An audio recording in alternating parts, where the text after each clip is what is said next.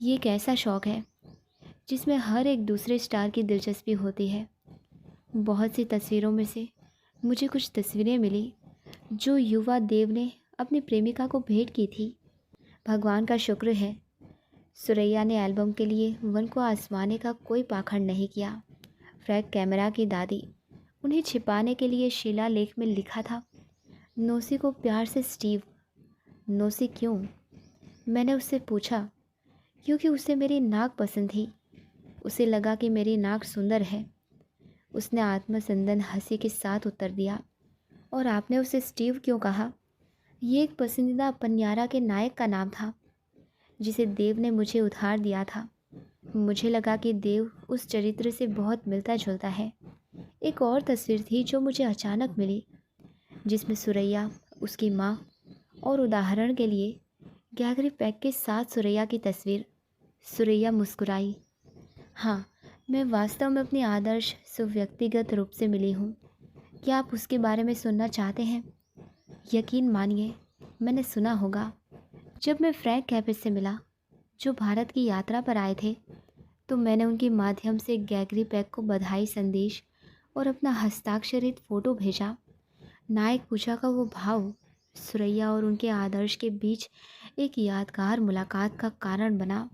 सुरैया के चाचा ने ही आधी रात की मुलाकात की योजना बनाई थी। गैगरी पैक, जो सिलोन जाने के लिए भारत में थे, के साथ एक होटल में अचानक हुई मुलाकात में उन्होंने बताया था कि उनकी एक भतीजी है जो उन पर पागल है और जो खुद एक अभिनेत्री हैं। सुरैया नाम सुनते ही गैगरी की तुरंत एक घंटी बज गई।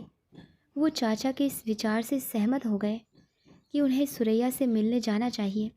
पहली बात जो उन्होंने अटमित और नींद भरी आंखों वाली सुरैया से कही वो थी, क्यों, तुम एक प्रमुख अभिनेत्री बनने के लिए बहुत छोटी लड़की हो।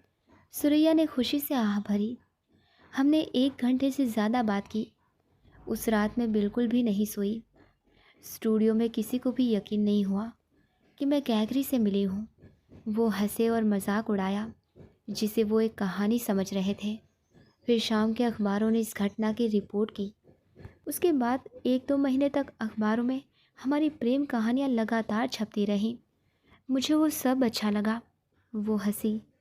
लोगों ने कहा कि मैं देव से प्यार करने लगी क्योंकि मुझे लगा कि ये ग्रेगरी जैसा दिखता है। असल में ये तब शुरू हुआ जब मैं देव के साथ मजाक कर रही थी। मैंने उसे चिढ़ाते हुए कहा कि वो ग्रेगरी जैसा दिखता है। यूनिट ने भी उसे चिढ़ाना शुरू कर दिया, जब तक कि देव को खुद ये विश्वास नहीं हो गया कि वो ग्रेगरी जैसा दिखता है। उसने उसके कुछ और तरीक़ों की नकल भी करनी शुरू कर दी। स्टारडस्ट जून 1972। खैर, अब उसकी प्रेम कहानी पर वापस आते हैं। स्टूडियो के बाहर देव से मिलना लगभग असंभव था। यहाँ तक कि उसके घर पर उसका फ़ोन कॉल भी आना वर्जित था। लेकिन उनके पास पहले से ही एक योजना थी। हर हफ्ते शुक्रवार को वो रात में मुझे फ़ोन करता था। मैं तय समय पर फ़ोन के आसपास मंडराती रहती थी। सुरैया ने एक लड़की जैसी हंसी के साथ याद किया, लेकिन कई बार दादी की संदिग्ध नज़रों ने छोटी लड़की को डराकर फ़ोन पर हमेशा की तरह गुड नाइट किस किए बिना ही अचानक कॉल ख़त्म करने के लिए मजबूर कर दिया। और जब देव ने उसे 3 हीरे की अंगूठी भेंट की, ये सगाई की अंगूठी है। हालांकि हम आधिकारिक तौर पर सगाई नहीं कर रहे हैं। मुझे पता है कि तुम इस अंगूठी को अपनी उंगली पर नहीं पहन पाओगी, लेकिन इसे मेरे शाश्वत प्रेम की निशानी के रूप में अपने बक्से में रखो, उसने उससे कहा। सुरैया ने एक दिन काम पर अपनी उंगली में कीमती अंगूठी पहनने की गलती की। दादी की एक्सरे दृष्टि ने चमकते हुए रत्न को देखा और उसने तुरंत डरी हुई लड़की की झिड़की। सच्चाई सामने आने के बाद दादी सुरैया को घर ले गई, उसकी उंगली से अंगूठी छीन ली और उसे बाहर चौड़े गहरे समुद्र में फेंक दिया। और देव ने मेरे लिए वो महंगी अंगूठी खरीदने के लिए पैसे उधार लिए थे। मैं उस रात खूब रोई। उनके जुनून की निष्ठुरता निराश देव के लिए असहनीय थी।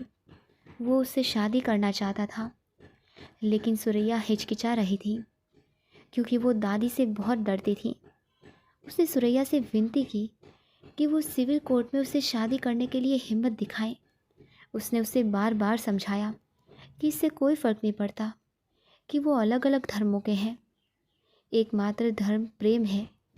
उसने कहा, प्रेम ही सब कुछ है। सामाजिक वभाव या परिवार को अपने दिल पर हावी ना होने दें। चूँकि वो समय आ गया जब सुरैया को निर्णय लेना था। दुर्गा खोटे ने उन्हें मातृवत सलाह दी थी, मुझे अपना मन बनाना ही होगा। गुरुदत्त सहित देव के कई शुभचिंतकों ने सुरैया के सामने ये मुद्दा उठाया और उन्हें देव के प्रस्तावों को स्वीकार करने का विश्वास दिलाने की कोशिश की। वो असफल रहे। सुरैया ने अंततः उस आदमी को ठुकरा दिया जिसे वो पूरे दिल से प्यार करती थी। कारण कई थे, लेकिन सबसे महत्वपूर्ण ये था कि हालांकि मुझे देव के प्यार पर यकीन था, लेकिन मैं खुद पर अनिश्चित थी। मैं उलझन में थी। सुरैया ने दुखी होकर कहा, जब मैंने देव से शादी करने से इनकार कर दिया तो उसने मुझे कायर कहा। हो सकता है कि मैं कायर थी। मैं मानती हूँ कि मुझ में वो कदम उठाने की हिम्मत नहीं थी जिसके बारे में मैं पूरी तरह से आश्वस्त नहीं थी। शायद ये एक मूर्खता थी, शायद एक गलती, या शायद नियति। दो मुख्य विचार। उसे अपनी दादी के गुस्से और धमकियों का गहरा डर था। अगर तुमने शादी की तो मैं तुम दोनों को गिरफ्तार करवा दूंगी। सुरैया, जो अभी भी एक माँ थी, उन्होंने उस पर विश्वास किया और अपने शानदार करियर के लिए उसका प्यार। वो देव से शादी करने के लिए इसे कैसे छोड़ सकती थी? क्या वो एक साधारण गृहिणी बनने के लिए भारी प्रसिद्धि लाइमलाइट को त्यागने में सक्षम होगी? वो संदेह से भरी हुई थी। और क्या जीवन का सबसे छोटा उद्देश्य ये नहीं है, जब संदेह हो तब मत करो? खैर, सुरैया ने फैसला किया कि उसके पास अपनी दादी की अवज्ञा करने का, अपना करियर छोड़ने का साहस नहीं है। उसका जवाब था नहीं।